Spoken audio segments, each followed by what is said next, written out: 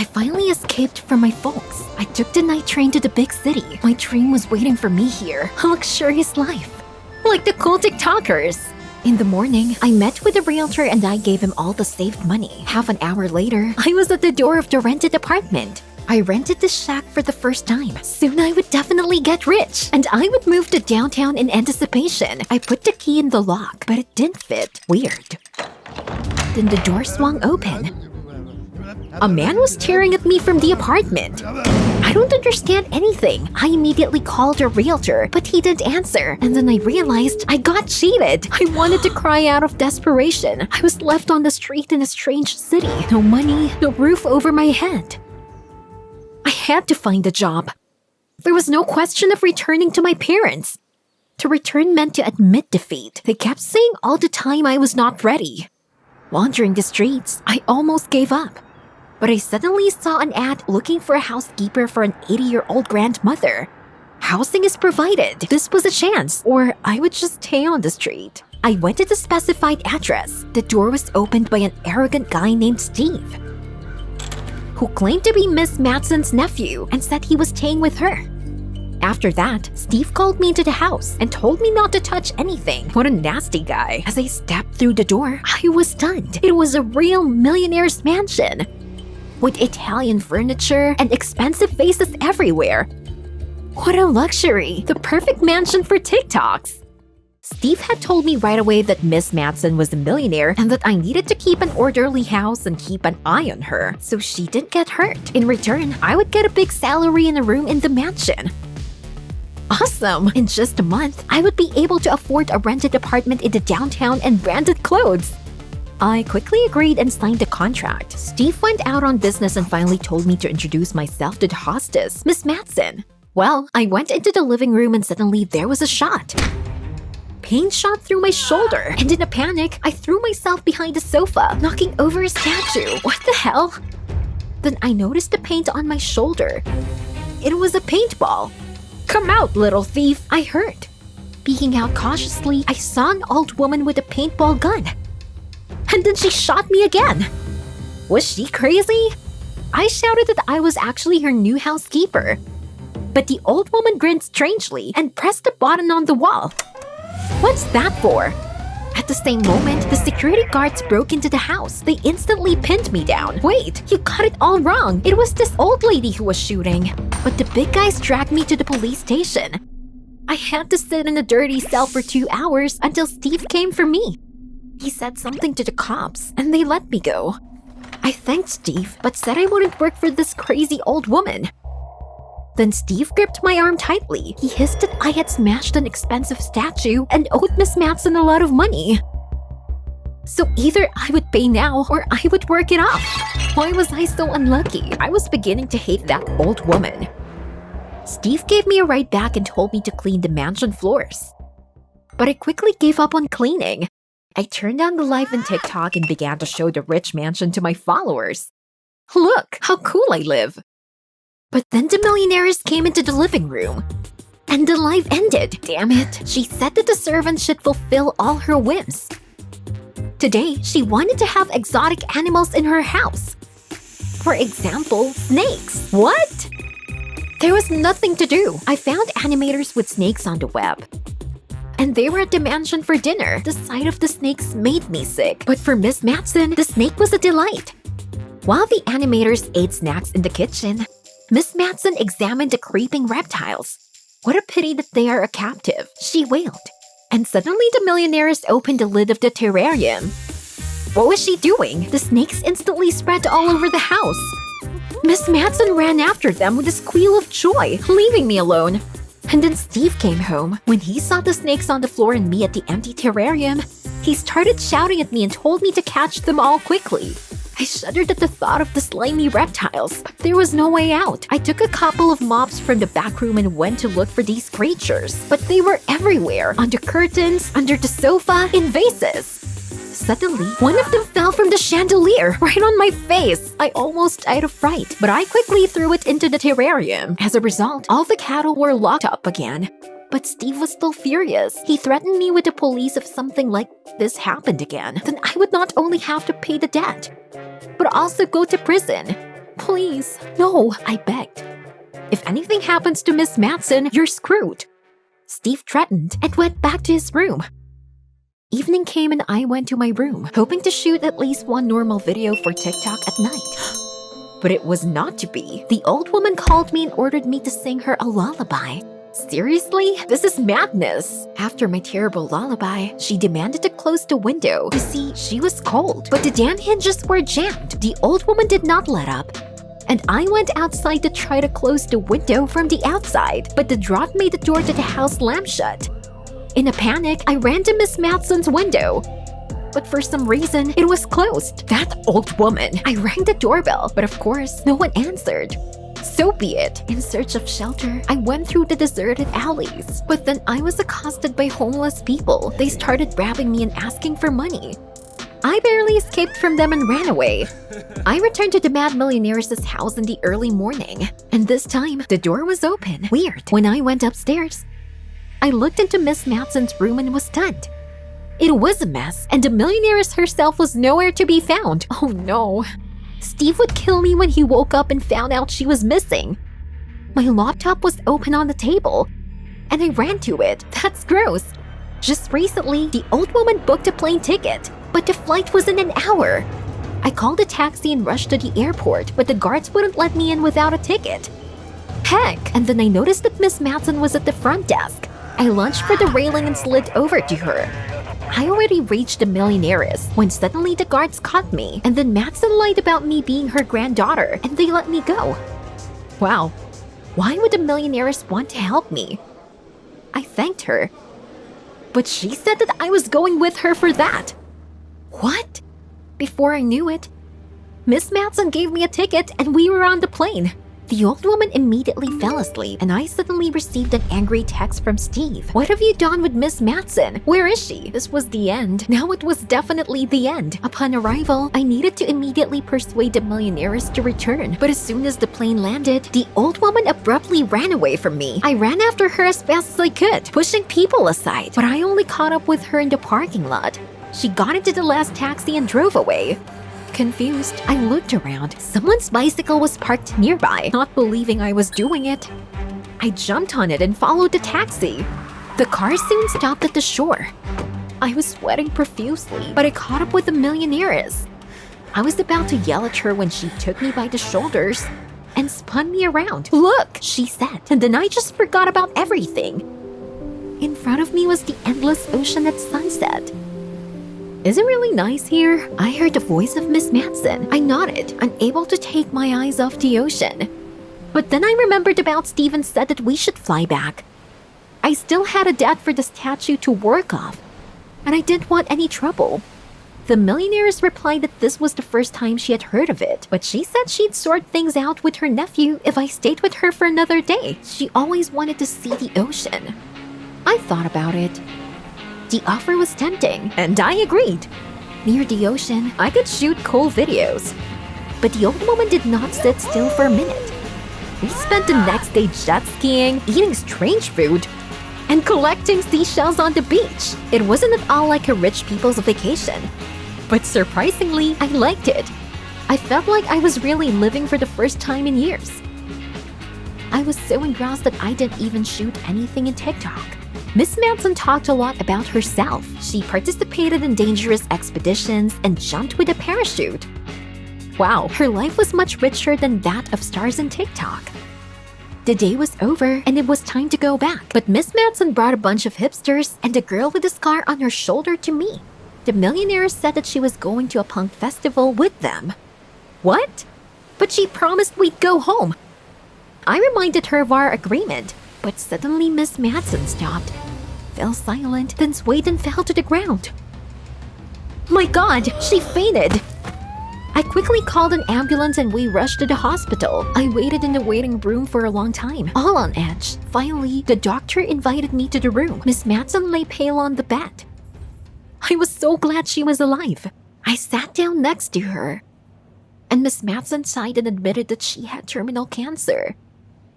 I started to cry, but why wasn't she treated in any way? The Millionaires replied that she was not going to spend her life on tubes and IVs. She wanted to live out the days she had left vividly.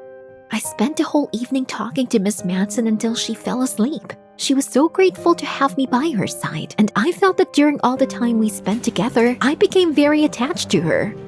And then Steve burst into the room, furious. "Go home and pack your things. We're going to the police," he said to me and literally pushed me out of the room. I staggered towards the exit, completely defeated. What should I do next? I was just leaving the hospital when I stopped. I couldn't leave like this. I wanted to at least say goodbye to her before I left. When I got back to the hospital, I heard Steve's voice in the hallway, talking to someone on the phone. Steve said that the old woman was about to die, and he would become the owner of her fortune. When he finished, he went to the doctor and said that he agreed to euthanasia for Miss Madsen so that she would not suffer. I was literally numb with horror. What a bastard Steve was! How could he dispose of someone else's life? And all this to get more money! I waited until neither Steve nor the doctors were around and made my way to Miss Madsen. I explained that we had to run and literally dragged her out of the room in my arms. The paramedics noticed us in the corridor, but we managed to slip into the elevator and close the doors. We weren't caught. That evening, we sat by the ocean and chatted. Miss Madsen promised to disinherit Steve and offered to let me live in her house without any obligations. I thanked her, but declined, saying that I would come to visit. I no longer wanted to be rich and famous in TikTok. I wanted to be like Miss Madsen, to live every moment of my life vividly and truly. I woke up with a strong hunger and chills and with difficulty went to the kitchen. The refrigerator was empty, so my parents didn't have any money again. I was wondering where I could get food, and then I remembered the cellar. My mom used to keep canned food there. Going down to the basement, I caught my foot on the cans. It was strange. We never had such supplies. I turned on the light and couldn't believe my eyes. From floor to ceiling, the basement was filled with glass jars of money. Where were they from? I saw on the news yesterday that the police found a similar stash in the possession of a mobster. I would never have thought that of my mom, but my dad. Was he involved in something?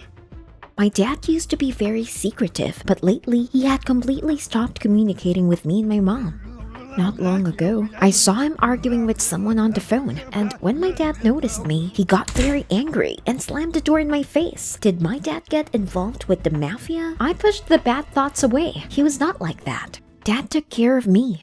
He even got a second job so that I could buy some medicine. I had a congenital heart defect and it only got worse every day. Suddenly, the front door slammed upstairs, and I heard my mom's voice. I quickly went upstairs and immediately asked, "Where's so much money in our basement from?" But my mom was noticeably nervous and quickly told me not to touch anything there and go to bed. I was still too weak. It all sounded fake. Mom, are you and Dad hiding something from me? But she only said that she had a lot of problems, and she promised to find out about those jars with money from my dad today. And that I must have imagined it. When my mom and I had dinner in the evening, I was on pins and needles, and after eating and taking the obligatory pills, my head began to split. My mom took me upstairs, and as soon as I lay down, I fell into a deep sleep. In the morning, I was awakened by voices. My parents were arguing loudly in the kitchen. My ears were ringing, but I managed to get there. When my parents saw me in the doorway, they fell silent. My dad said they had something to tell. There was indeed a huge money of money stored in our basement, but whose money was it? It turned out that our neighbor Jack had brought the jars to the basement. Apparently, he was a fraud and dragged my parents into his scam to hide his stolen money from the authorities. But that's a crime! Did my parents not think about the fact that they could be put away? Suddenly, my mom started crying and said it was for me. Jack paid them for the basement, and thanks to him, we could buy medicine. I was ashamed that I had suspected my dad. My parents were trying their best to help me, but I didn't want them to end up behind jars because of me. I didn't want us all to end up in jail, so I decided to talk to Jack myself. I would go and tell Jack to get his damn money quickly. But if he didn't do that, I would go to the police. Mom said I was too excited and made me take my medicine again.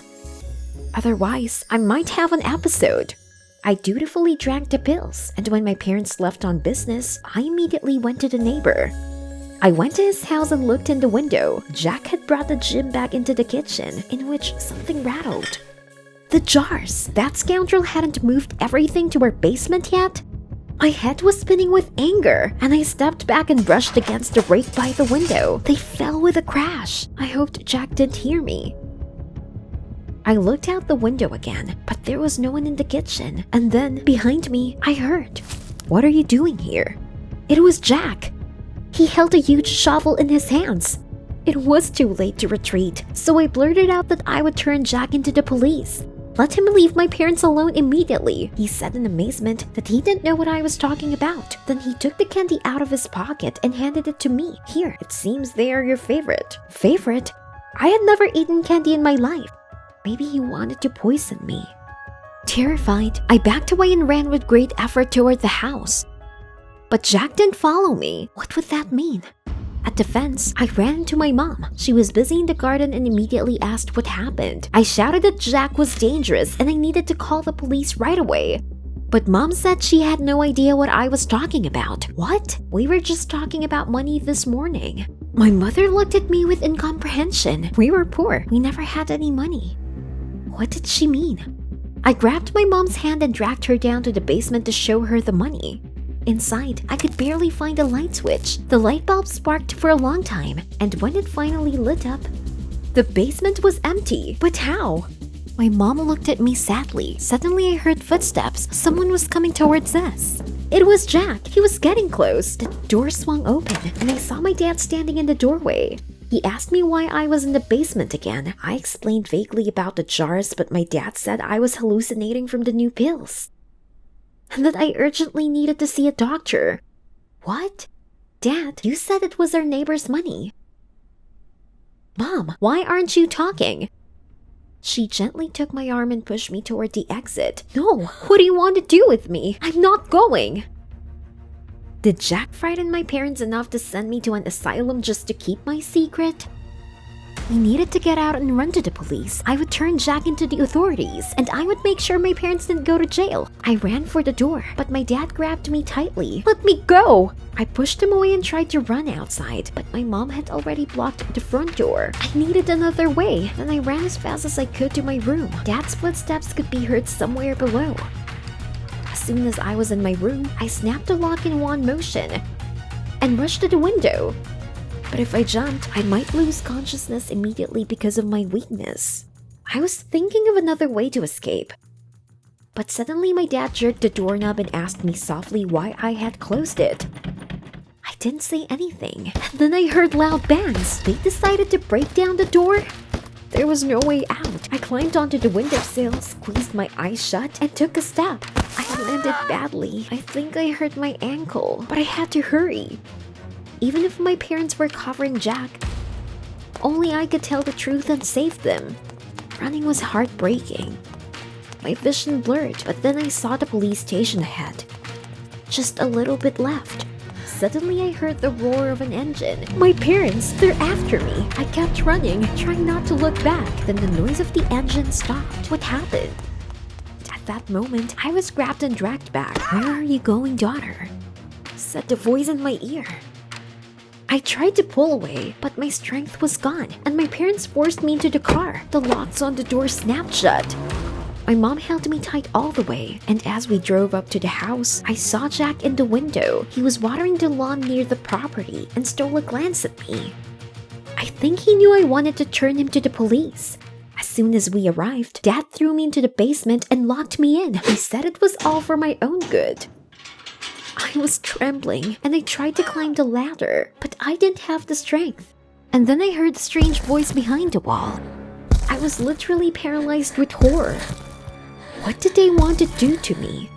Suddenly, several bricks popped out of the wall with a bang, and a face appeared in the opening. It was Jack.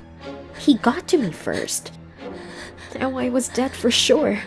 I felt like I was going to faint. I could barely stand. "Come here, don't be afraid," Jack said softly. Well, no. Then Jack reached into his pocket for something. My heart sank, but suddenly he handed me a piece of candy and said that the sweetness would certainly make me feel better. Those candies again? Jack suddenly asked if my parents had passed me candy from him. No, of course. We ate vegetables all our lives. He was very surprised, said that he had long thought the behavior of my parents was suspicious. As we drove past, he noticed my tear-stained face. And then he heard a noise in the basement.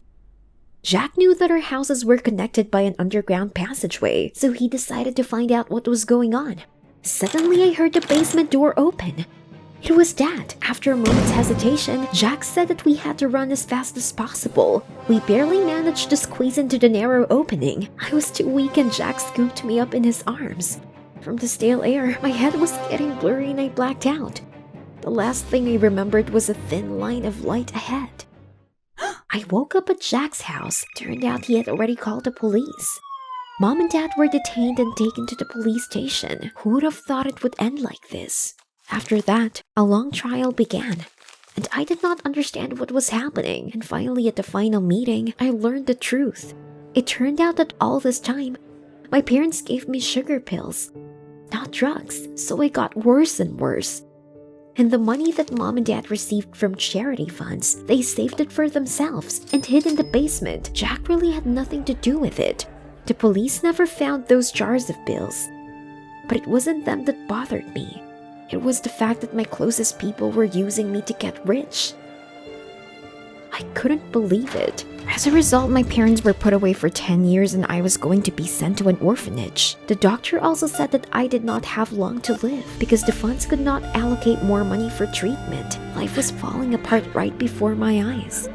But to my surprise, Jack decided to take custody of me. And as soon as the documents were ready, in gratitude, I decided to prepare a festive dinner for my parents' zucchini. I may not live a long life, but in the time that remains, I would very much like to repay the kindness of the man who saved me. I barely made it to my parents' garden, and Jack saw me there. He immediately rushed to help me, saying that I needed to conserve my strength. We were cutting zucchini when we saw a piece of glass under one of the bushes. What was it? Jack quickly began to dig up the flower bed, and a minute later, he was holding a jar filled to the brim with bills. Soon we dug up a dozen more of the same. I couldn't believe my eyes. This amount was enough not only for pills, but also for surgery for me. I could recover completely. My head was spinning again, but this time from happiness. Do you think I'm a servant or a librarian? Yes, I'd also think so if I met myself on the street. We are fabulously rich, but my billionaire father makes me hide it and pretend to be a beggar. Let's go, John. Why should I pretend to be poor? I don't know. I asked a million times, but no one gave me an answer. I don't care. I'm turning 18 soon, and after that, no one will dare to take a cent from me. I'm sick of pretending. I deserve better. Thank you, John. See you tonight.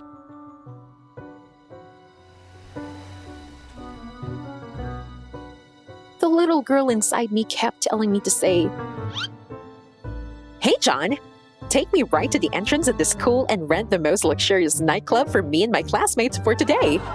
Instead, I'm the shadow of a ragged girl who doesn't even have any friends. But I do have my Henry.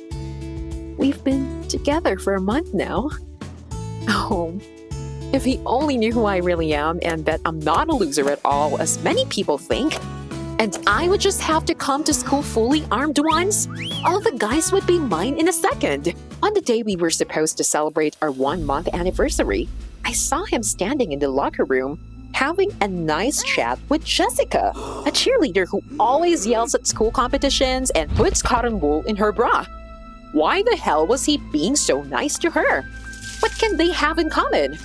I was about to approach the sweet couple when the bell rang for class. Then I technically reminded him of my existence in a text message. "Honey, today is exactly a month that we exist." I texted him, "I am not proud. I will not lose." I couldn't tell my mom or my dad about the relationship. Dad was against any close contacts, not only with boys, but even with my girlfriends. If I told him about Henry, he'd have taken me to the moon. I often cried at night because I wanted to tell my mother about how I met Henry in the library, even though he is an athlete, and how caring he is to me.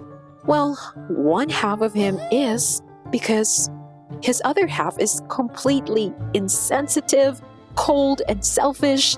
It feels like he doesn't need a relationship at all. But it's impossible to leave Henry. He's my first boyfriend. Well, he invited me to the garden of an abandoned house for a picnic in honor of our first date. Henry will definitely kiss me in honor of our first month anniversary. I was skipping school and I lied to John about staying for extra classes just to get more time alone with Henry. But he didn't show up. Half an hour, 2 hours passed, but he never came. What are you, an immortal or something? I thought when I saw you, I'd pull your underpants over your head and make you walk around school like that, you scoundrel. So fuck this memorable day. I'm here, risking everything I have to meet him secretly. At any moment, I can be caught in my lies and then I'll be in trouble. And I called him up and scolded him that he blew me off and didn't come. And then I had to wander in a dangerous area alone and I could have been robbed or beat there. And you know what he said? The car can pick you up from anywhere. No. Did you hear that? I stopped dead in my tracks and couldn't take a step. I was angry at first, then confused. What did he mean? How does he know about the car and John, or did he mean a taxi? I called back hundreds of times an hour, but he did pick up. Then I decided to figure it out what happened by myself. I compared all the facts the day before. He sweetly chatted with a cheerleader. On the same day, I sent him a congratulations, but he didn't respond. And then he didn't come and gave me this crap in my ears on the phone. Now he doesn't pick up the phone and doesn't get in touch. Maybe Dad was right, and we should be afraid of people who are trying to steal from us, and we'll have to run into exile. He kept telling me, no one should know about our wealth. Otherwise, there'll be huge problems. I was really scared because it's not only me, but my parents are also at stake. Maybe he missed a point. And if he didn't, and he knows everything, should I hide? Should I contact a private investigator? Soon, the correctness of my decision was confirmed even more. That evening, when I was preparing a project for a volunteer program to support the poor, I heard a strange conversation. My mother shouted at my father that because of his greed, he could go to prison for 20 years. And then we would all end and the family would collapse. I strained to hear even more, and at family dinner, I decided to distract Mom and Dad with other topics. For some reason, I blurted out about my relationship, and Dad literally exploded and harshly stopped me, forbidding any relationship. Like all people around are traitors and thieves. Yes, we definitely can't go on without a detective. A couple of days later, in the car, John did see my expensive ring on my finger. I sold it to pay for detective services. And somehow, I got so caught up in the whole subject of investigations that I didn't write to Henry or call him for a few days. He, apparently feeling that I was cooling off, literally bombarded me with text messages asking for forgiveness.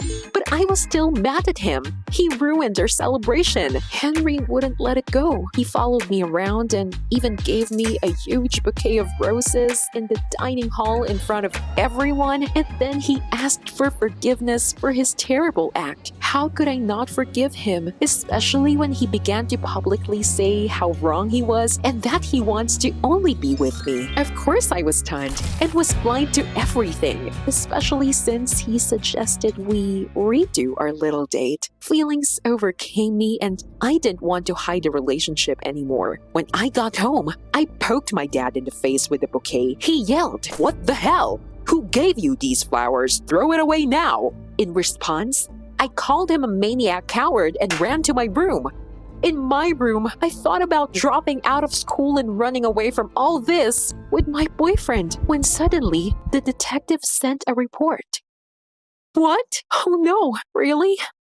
As I read it, I felt worse and worse. Cold sweat ran down my face. My heart pounded and my hands were shaking like my grandmother's. My father was right. Henry was a traitor. It turned out that he had been following me all this time and knew everything about me, which means that he had a vested interest. I immediately wrote him, "You are a traitor. A scumbag and a liar! You knew all about me! Get lost! And if you try to get within a meter of me, my guards will tear you to shreds! At night, I was startled by a knock on my window. I looked out and found Henry, who had come to explain. I was shocked by what he said. Henry and his parents lived in the same luxurious house where I was waiting for him for our 1-month anniversary. All the residents were evicted because a shopping center was going to be built. My father supervised the project. People were promised compensation, but the work stopped. The house wasn't demolished and the money wasn't paid. While his parents were dealing with my father, they ran out of money, and so they ended up on the streets where they caught some kind of serious illness and soon died. My father became paranoid after all this, and Henry ended up in an orphanage. Henry's foster parents turned out to be scammers who needed a boy like him for their criminal schemes. Although he resisted, the idea of going back to the orphanage was still worse. Recently, his foster parents told him that the daughter of some rich people was studying at his school, and only then did he find out who my father was. At first, he just wanted to get revenge, but the more he talked to me, got to know me, the more he fell in love, realizing that I wasn't responsible for my father's crimes. More than that, I would never do that. It's important for me to help people. All this time, he was torn between wanting to get back at my father and declaring his love for me. But at first, I thought it was all nonsense and sent Henry away. But in the morning, I asked the detective to double-check every word Henry said, and oh God, they were confirmed. And then I hatched a plan. My parents and I were supposed to go visit my grandmother, leaving the house unattended. While we were away, Henry and his parents would sneak into the house and I'd give him my keys. He'll send his parents to the bedroom, and at this time, he'll clean out my dad's safe since I know the code. After that, Henry will escape through the window, but first, he'll press the alarm button, so his foster parents will go straight to jail. Later, my parents will find a copy of compromising material that will be made with the help of a detective, and they will learn from the note that they don't need to search for me. I will live my life as I want. As I later learned, the detective sent the original compromising material to the police, and soon my dad was arrested. It was a shock to me. Although I understood that he deceived a lot of people, but accepting his fate and imprisonment was very painful. My mother had savings in a bank account, but she still decided to get a job as a seamstress to somehow survive all this. Henry and I went to the Bahamas right after we escaped. The same detective helped us. We haven't decided what we're going to do next, go back or not, but I don't want to leave my mother alone. In the meantime, we are resting and doing a little business, catching lobsters. You have no idea how much they pay for them here.